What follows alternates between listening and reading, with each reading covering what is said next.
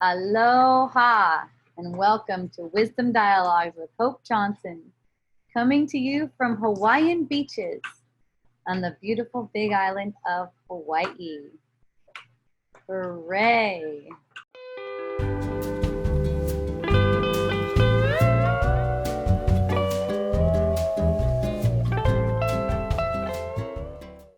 And then I felt like I was blaming him. And it's been like a pattern for several years now. And regardless, I guess a question came up through all of it. And it was, are we even sexually attracted to body parts? Because in my last relationship, I noticed that attraction had nothing to do with bodies. It was like this realization that I had that it came from within. And it was always like, even with all my exes and stuff, it was always the mind connecting first. Sure. And some sort of emotional connection. And then I started attaching like all these things to the body. Anyways, yeah, it was a pretty trippy experience. And I guess that question came up. So do you see a transformation in your perception too? Yes. Yeah. Yes. I saw it as completely innocent, including my own body. And that I was the one making it sexual. And then I noticed my energy just completely dissipated. And then in that moment, he covered me up. And I felt fine. Yeah. Yep. I've seen that happen too. It's so amazing. I was always getting it in a sexualized way as far as body parts. Well, not at first. When I was really young, I would see, like, I remember my dad would hang around naked, and it was so non-sexual, and it was just fun, fun and funny. And then at some point, it got to where like all these parts were sexual, but yeah, and I'd start to feel like confused and not knowing what to do when a guy would start to get sexual with me.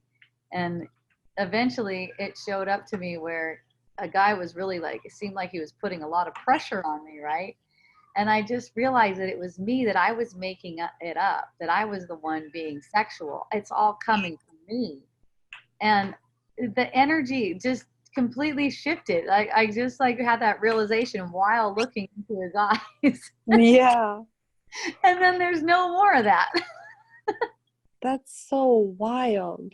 Isn't it wild? Literally, yeah, it does come from you. And I even thought to myself, like, even if I got the perception that he was sexualizing me, then it would have been proving my belief system. And then it's like back in the cycle.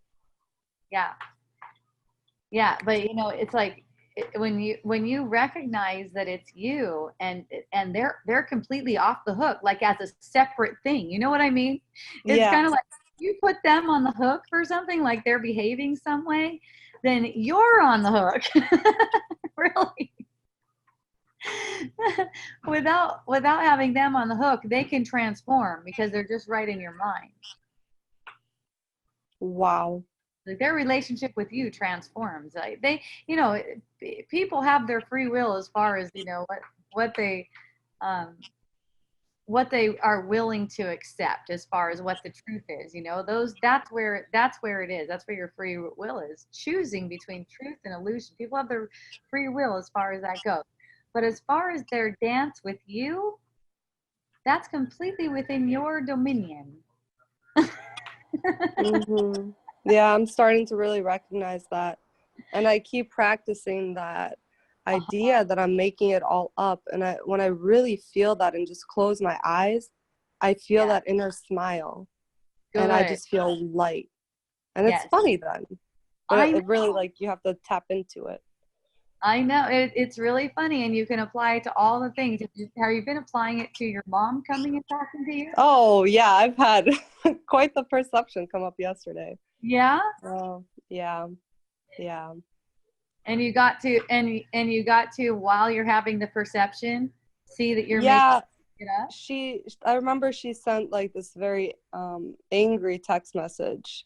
And it appeared as if she was telling me that I was going nowhere in life and I need to wake up and all this stuff.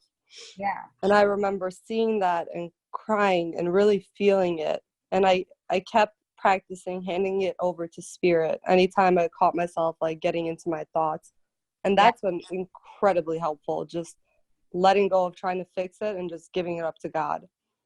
Yeah. And gratitude goes such a long way. You know, you Yes. wouldn't get any kind of angry looking email from your mom unless she loves you.